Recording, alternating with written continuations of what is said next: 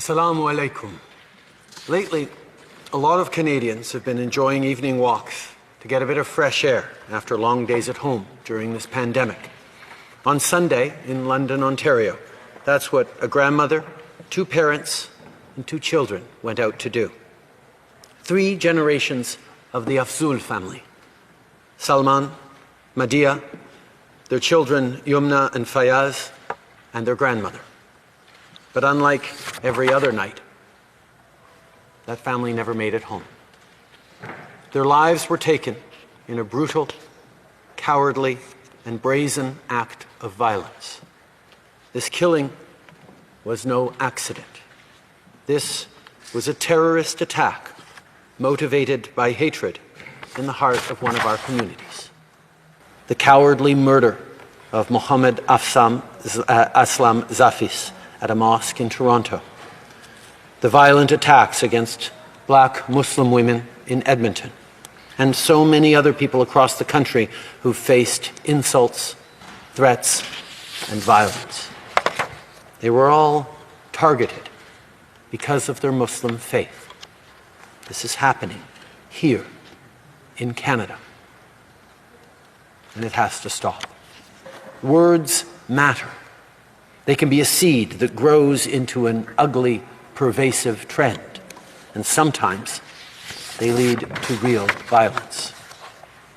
The jokes that are not funny, the casual racism, the insinuations that are only meant to diminish, the toxic rhetoric, the disinformation and the extremism online, the polarization we see too often in our public discourse and in our politics. As leaders and as Canadians, we not only have to say enough is enough, we must take action. We cannot allow any form of hate to take root, because the consequences can be far too serious. We've seen it in Christchurch. We've seen it in other places around the world, and we've lived it here at home. Right now, Canadians are outraged by what happened on Sunday, and many Muslim Canadians are scared. Last night, I spoke with the Mayor of London, Ed Holder, and a representative of the local Muslim community, Nawaz Tahir, to share my condolences and discuss the urgency of what more we must do to keep our communities safe. Mr. Speaker, we stand with the people of London and with Muslim communities across the country. We're going to continue to fund initiatives like the Security Infrastructure Program to help protect communities at risk and their schools and places of worship. We'll continue to fight hate online and offline, which includes taking even more action to dismantle far-right hate groups, like we did with the Proud Boys, by adding them to Canada's terror listing. And we'll continue doing everything we can to keep communities safe. Mr. Speaker, if anyone thinks racism and hatred don't exist in this country, I ask to them this: how do we explain such violence for that child in hospital? How can we look families in the eye and say Islamophobia isn't real?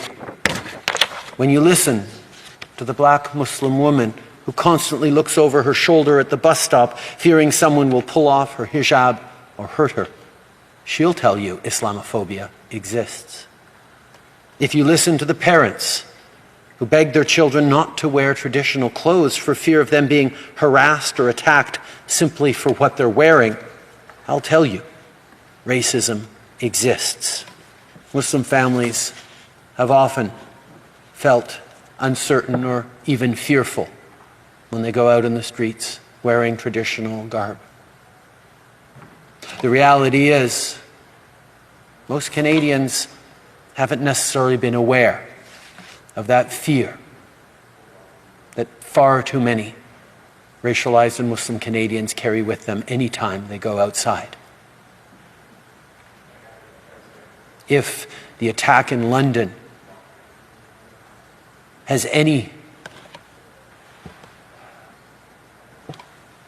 follow-up or I don't even want to say positive, but any impact on non-Muslim Canadians, it should be this: to understand the anxiety and the fear that our fellow Canadians carry, that they shouldn't be.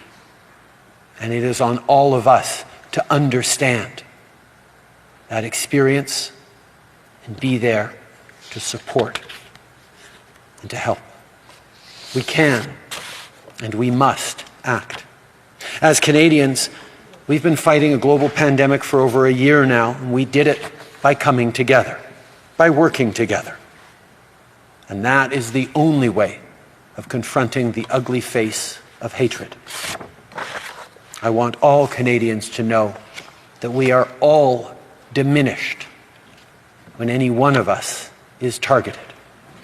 We need to stand up to reject racism and terror and work together to embrace what makes our country strong, our diversity.